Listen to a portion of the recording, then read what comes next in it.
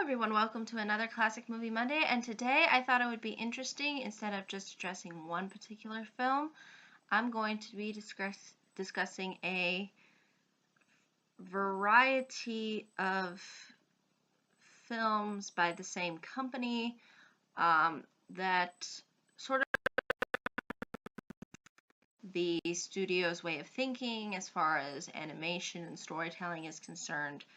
And what I purely mean by that is, as you can see by the title, Disney's Renaissance movies, or films, however you want to call them. So I'm going to be discussing the 4 films that are considered by and large to be the Disney Renaissance films. This includes The Little Mermaid, Beauty and the Beast, Aladdin, and Lion King. So without further ado, let me sort of go into each film and kind of give you an understanding as to why I feel these films have held up not only over the years, but have also hold a significance as far as animation and as far as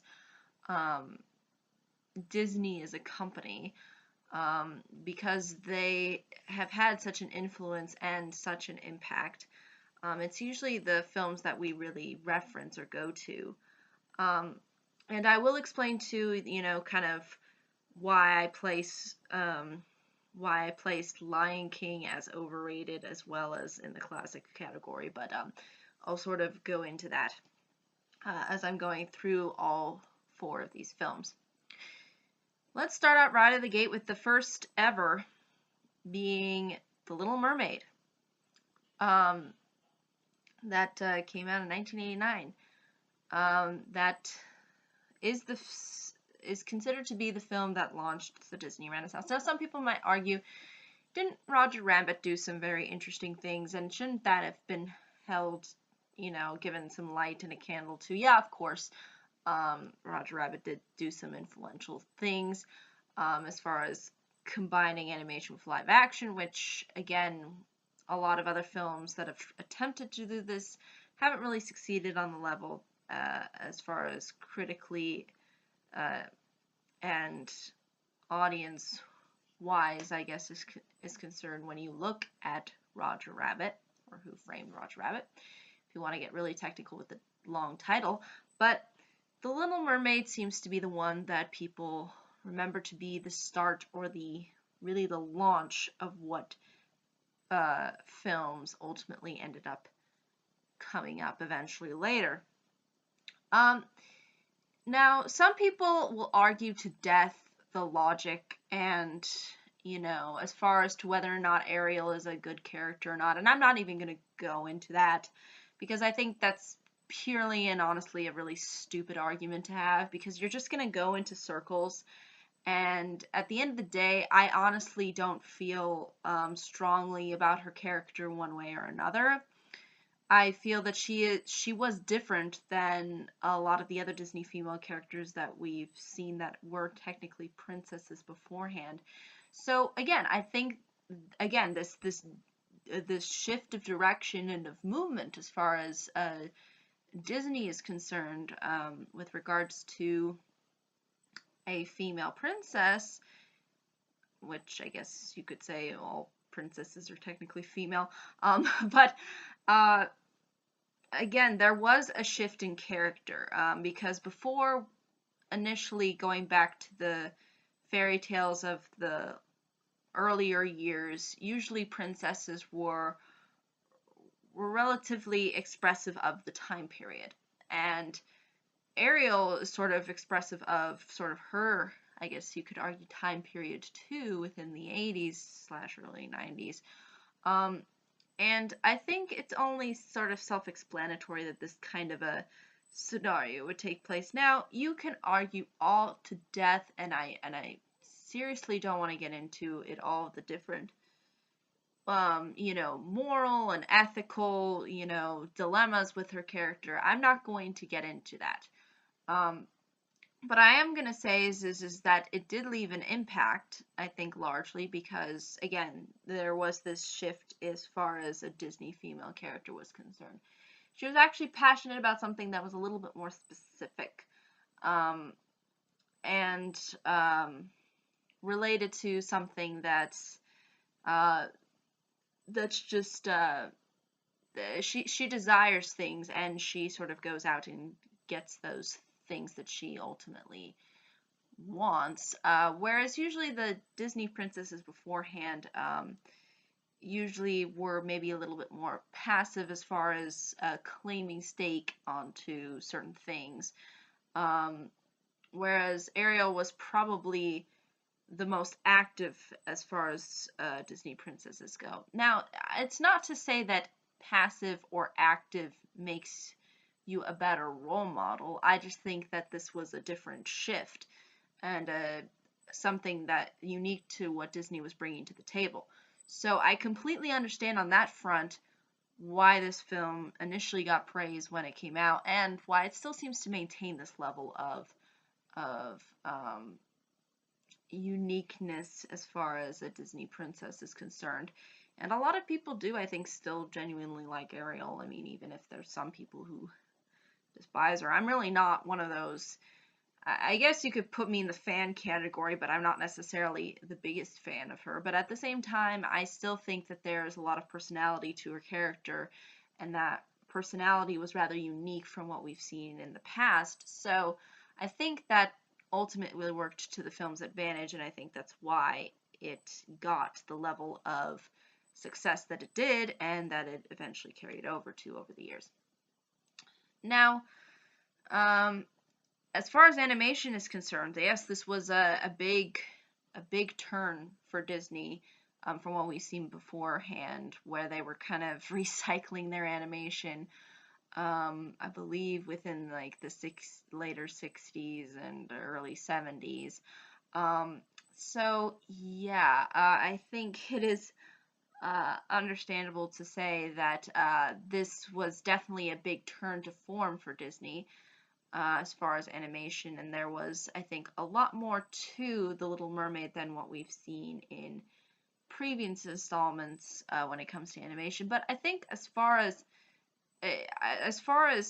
animation, as to whether or not it's better than the Disney films of the 1950s and um, uh, earlier 60s, I mean, it's one of those things where I think it was more the animation was returning to form, because they weren't, again, recycling things. They weren't trying to reuse things.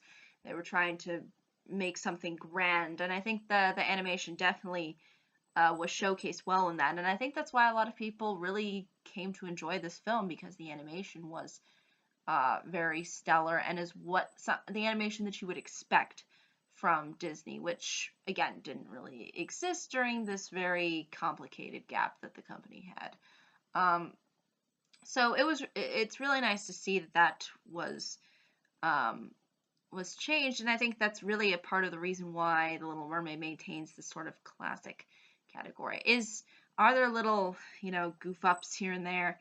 Yeah, and it's similar to, you see the goof ups in Snow White and other films, but I think for the majority, like if you look at the grander scheme, the majority of the animation, significant majority, 99.9% of it is pretty much done fairly well, and is a return to what you would expect out of a company as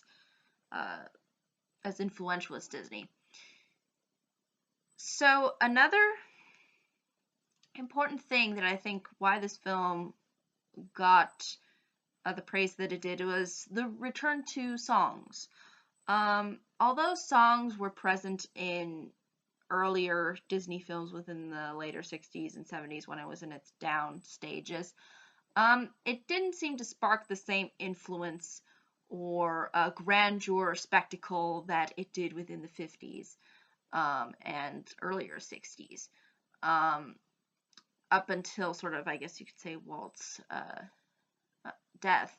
So I think when people saw how well the songs were conducted, and these songs, I think, are the best. Like, out of all of the Disney films, out of all the Disney Renaissance films in particular, I think the Little Mermaid soundtrack is probably the best soundtrack, because it seems to have the most energy, um, it has the most passion, it has the most, um, it has this really genuine effort put into all of these songs.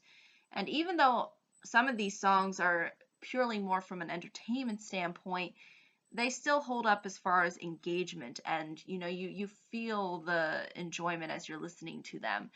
And although I felt other Renaissance films did do a good job overall, I felt like The Little Mermaid for me sort of stood out as far as the soundtrack, because I think that there was a lot going on also instrumentally that was influential. Beauty and the Beast comes close. I mean, but as far as just the songs themselves, I think that's something that a lot of people were just in awe by, because they didn't hear it as well conducted as they have before.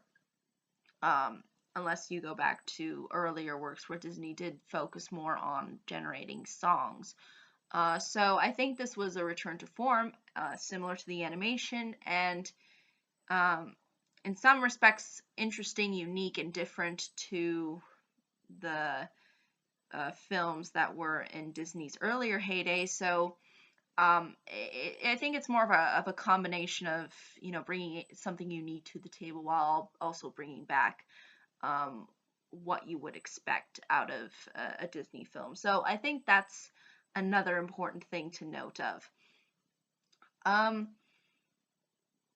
Now, as far as everything else goes, I think largely in part what was lacking in um, Disney, as far as coming up with ideas and how to adapt things, um, it didn't seem to know quite how to um, adapt its source material within the later 60s and earlier 70s. I mean, it didn't really know. I mean, if you look at um, and even 80s too. I mean, if you look at films like The Black Cauldron and you compare it to the original work, which I did do a video on, you can see here that kind of Disney didn't really know how to um, take that source material and do something worthwhile and unique with it. But as far as The Little Mermaid is concerned, um, overall, I think the story works. Is it perfect? No, absolutely not.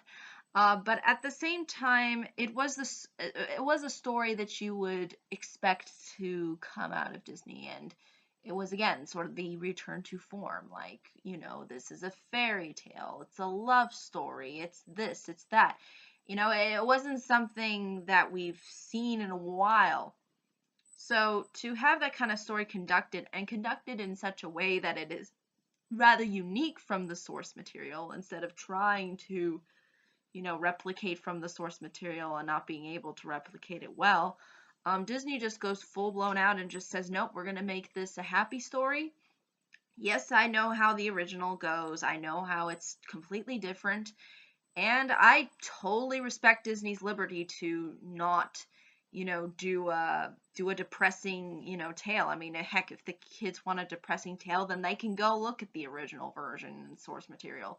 So again, I think what got people invested in this film is they took the dark nature of a lot of these fairy tales and they switched them over and did something completely more lighthearted and more uplifting and a little bit more on the kind of more inspirational side, I'd say, than something that's very downtrodden and um, very based within cruelty and things like that. So again, I think you have to give Disney props for doing that.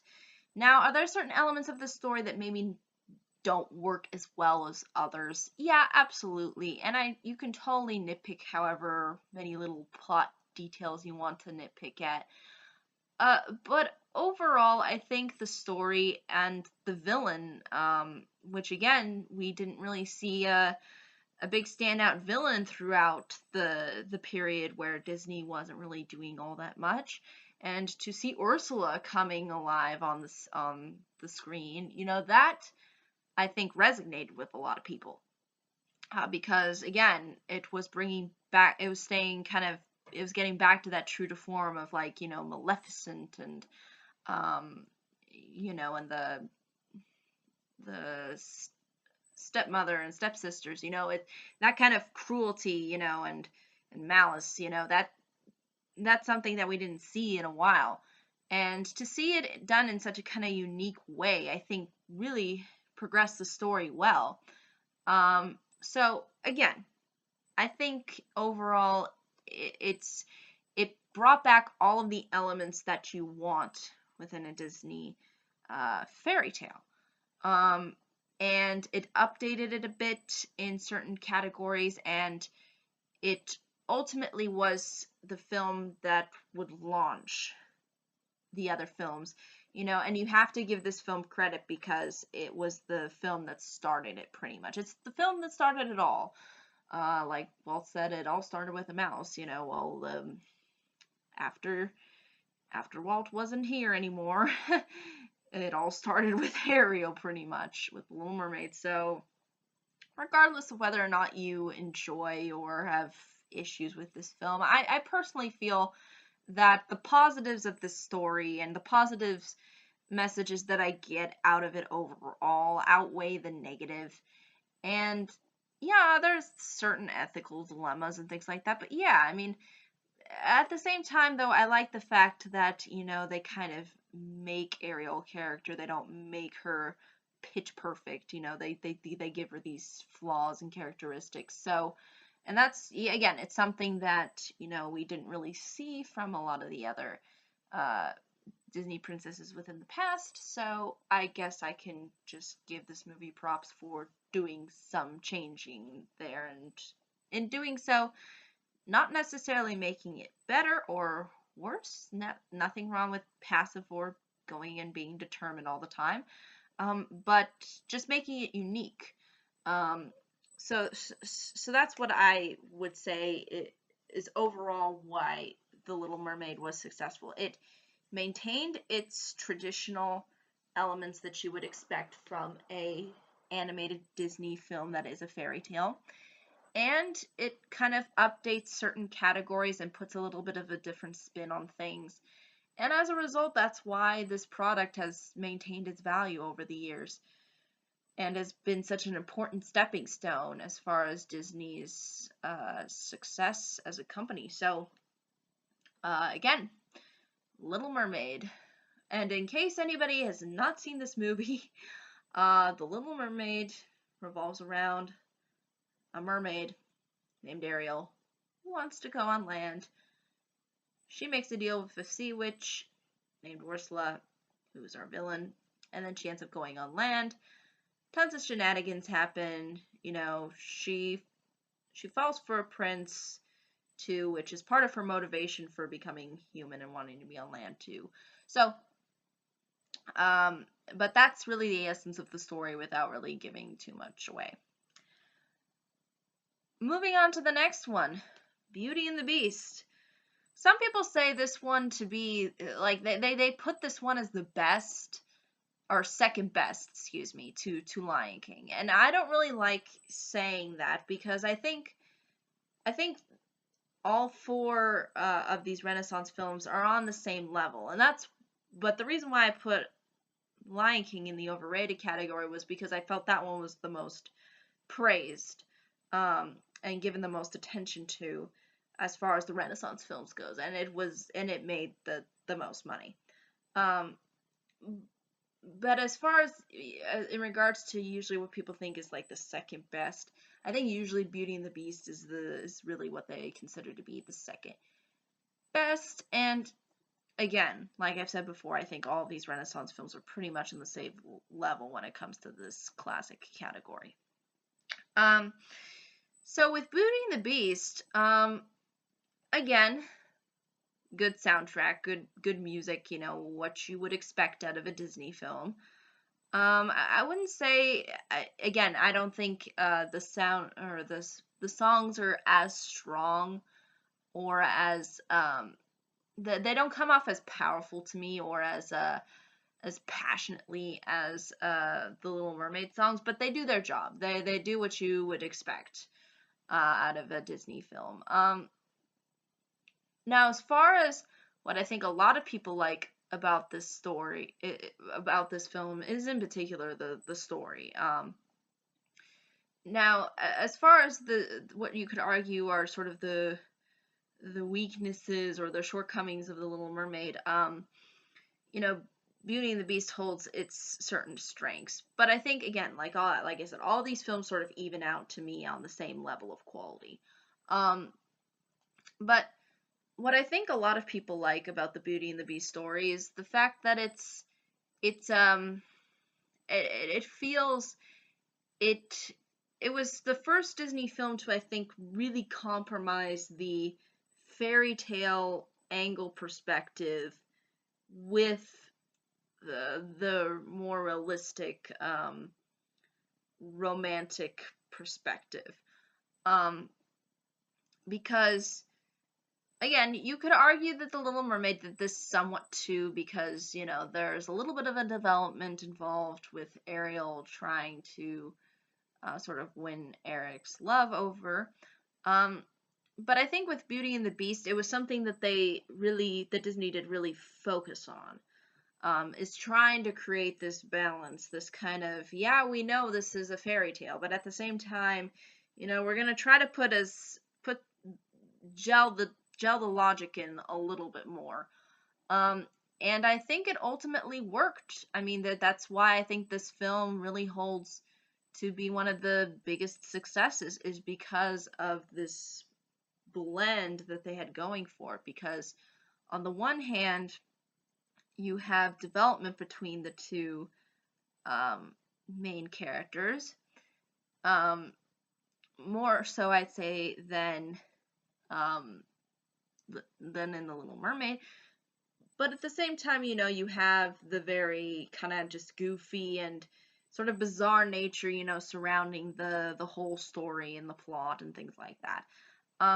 Which I think is fairly understandable considering that this is a fairy tale, and I don't think you can take away a fairy tale element out of a fairy tale. It's just not possible.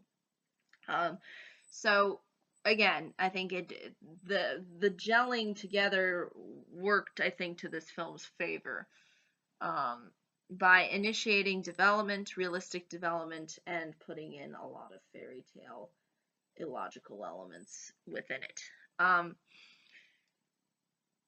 Uh, Also, I think too, again, the fact that we have a main character who is sort of punished for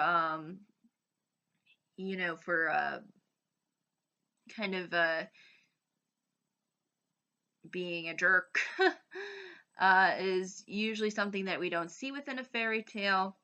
And the way he's punished within the original work is kind of almost like, why is this poor man being punished?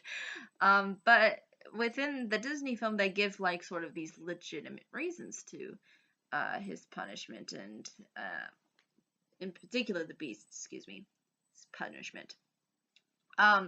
So that is that element that we don't really see so often in Disney, where I mean, we do see it with films like Pinocchio, but done to this like very emotional, very kind of where it's really at the heart and the center of the story. The whole, you know, beauty versus ugliness, thing.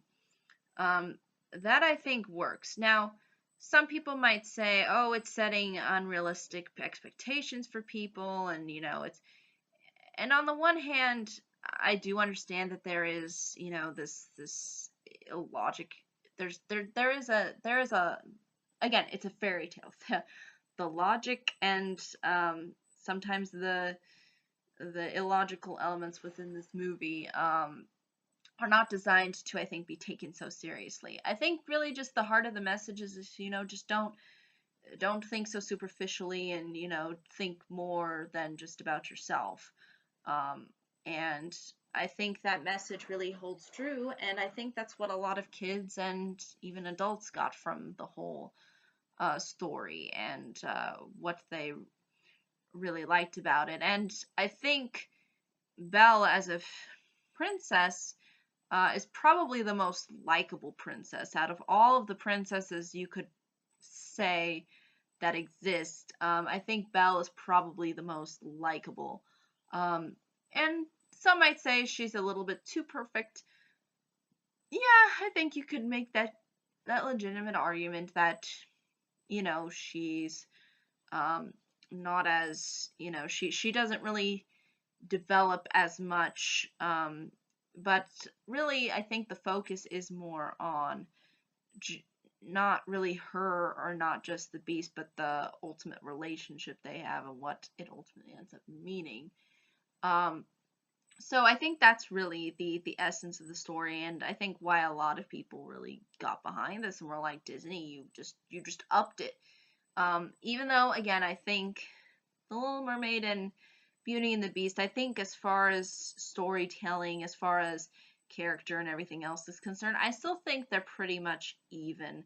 Yeah, you could argue that Beauty and the Beast excels in certain areas, and The Little Mermaid excels in others, but again, I think it pretty much, I think, evens out when you look at the stories, and when you look at the character songs and villains and all that jazz.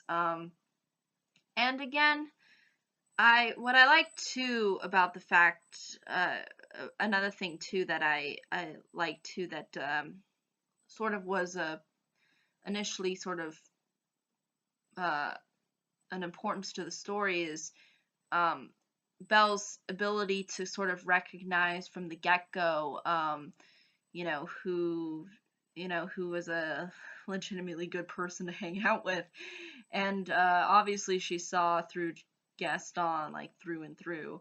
And that's something that we usually don't see in a lot of Disney, even Disney princesses, even the more updated versions. We don't see this genuine recognition of, yeah, no, that's I'm not going for that. No, thank you. And just kind of, just doing your own thing. And it doesn't seem to really come too often, and so hence, I think this film does get a lot of praise for that, because it really knew how to make Belle's character really likable, while at the same time bringing out a great villain, Gaston. I think on par with Ursula. It just brings out all of the good things that you would expect from a Disney fairy tale. But again, offering different strengths, and also offering maybe different weaknesses. Like I said before, the songs I don't think are as impressive as The Little Mermaid. And is the animation good? Yes, it's stellar, but this is when Disney was starting to insert parts of CGI, and I just kind of felt that was a little bit distracting. So, and it makes things less, inspirational, and, less, it's, especially with the ballroom scene, where you can tell some of the stuff is computered, and you're just kind of going, oh, okay. It just takes away just what you would expect from Disney. So again, like I've said before, it seems to gel out these two as far as strengths and weaknesses, I think. And the same goes for Aladdin. Now Aladdin is again unique, like Beauty and the Beast unique, like The Little Mermaid unique. Why? Because it is more comedic based. It's a little bit more goofy. It has this eccentricness to it. There's there's a more of an emphasis on friendship too, sort of. especially with the genie and Aladdin's relationship. Again, more of a focus on a prince rather than a princess. So again, it's offering things that are unique to the table. Is the soundtrack maybe as strong? I don't think so. But again, like I've said before, doing it something different, bringing in, thinking outside the box. I think those elements really worked well and worked to Disney's advantage. And I think choosing to focus on a prince and, having the morals be more about, staying sort of true to yourself and, not lying and, trying to, you know, trying to say that, wealth isn't everything, seeing past, superficialness, all that kind of stuff I think really works. And again, like there's more of an emphasis on the side character of the genie, which is something we usually haven't seen so far in the other Renaissance films. So again, offering unique things to the table, pretty much on the same level though as the other films, in my honest opinion. So without further ado, and in case anybody has not seen Aladdin, it's basically about a thief who ultimately rubs a lamp, gets 3 wishes from a genie, and that's all you need to know going in. And Beauty and the Beast, all you need to know going in is that this beast, or this prince, is cursed because he was a jerk, and this peasant girl named Belle comes in and eventually a relationship forms that can ultimately break the curse that was put on the prince, who was being a jerk and is now trying not to be, now doesn't end up being eventually a jerk within the film. Just to get that out of the way in case anybody has never seen these movies. And I'm sure there's some people out there, and I'm not saying that that's not possible. So last film to discuss for this Classic Movie Monday is Lion King. Now, I mentioned before in one of my previous videos that I did put this film within the overrated category because I felt out of all of the Renaissance films, this is the one I hear people talk about the most. This is the one I hear people, praise so significantly and, think it's the best, biggest, best, and greatest. And personally, I feel like it is on par with all of these other classic films. I don't think it's any better than these classic films, and that's why I put it in the overrated category. But I will mention it here as also a classic. What I find unique about this film is again, it has the unique element of, not having it be a fairy tale or a kind of a or a folk tale, so to speak. It's not a. It's basically a combination of different stories, and tries to get across different themes that we usually don't see within Disney films, especially the emphasis between the father and the son relationship, which again is something I don't think is seen all too often within Disney films. So it ultimately works, I think, from a storytelling standpoint. Yeah, there's certain like little inconsistencies here and there, and yeah, do certain things kind of maybe not as jive as well for some people. I can understand that, but I don't think this makes this a bad film, and I think ultimately it has good songs, and it has I think overall good message. I just think some people misread the message sometimes. But again, as far as from a storytelling standpoint and just the way the film flows and all of that, it feels like a classic Disney film. It doesn't feel like it's anything better than Beauty and the Beast or anything lower than The Little Mermaid or any of these other other 3 films that I've been mentioning. It's just a classic within this category. It's not better, and I don't think it's worse. It just maintains that level of interest, and really this was the peak. And then after the peak, we pretty much see a after that. So this was really the last influential film that Disney did make. And I think it has drawn that significant amount of influence because um, it is a film that is very big and has a lot of grandeur associated with it. But again, I don't think that makes it anything that necessarily makes it better than all of these other films that I've been mentioning. So again, these four films I consider all to be classics. Do they have their flaws? Absolutely. Do they have their inconsistencies? Yeah. Are there like things that maybe could have been improved on? Yeah, sure, of course. You can always make those arguments. But I think at the end of the day, the overall products that they are genuinely good, and I think hold a genuine interest to people, and I think a lot of people are passionate about these four films and really enjoy and are invested in these four films. Um, and obviously, there's going to be people who say, "Oh, I don't like this one, but I love this one," or whatever.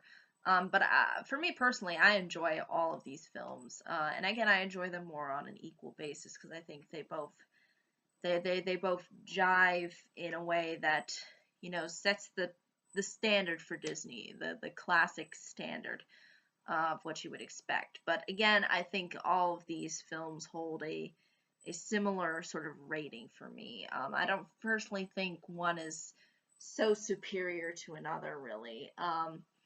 But yeah, I think that's really ultimately all I can say about these four films. And oh, in case you haven't seen The Lion King, basically it revolves around a little cub named Simba who eventually grows up to be uh, a king and a lion king, so to speak, hence the title. And you'll sort of see the trials and tribulations that are involved with that because, um, there's actual death that occurs, and there's attempted murder. So yeah, there's all these kind of darker parts to it, but again, a lot of lighthearted moments. It maintains that level of standard that you'd expect from Disney as far as tone. So yeah, overall, I think these four hold up. But again, you can make whatever arguments and claims and ideas that you have. I'd be more than happy to hear what you have to say about any of these films. But yeah, I think that's really ultimately all I can say. However, if there are any questions, comments, concerns, I'd be more than happy to answer them. Thank you so much for watching. I hope you all have a pleasant day, week, month, and year. And I hope to see you all in the next video.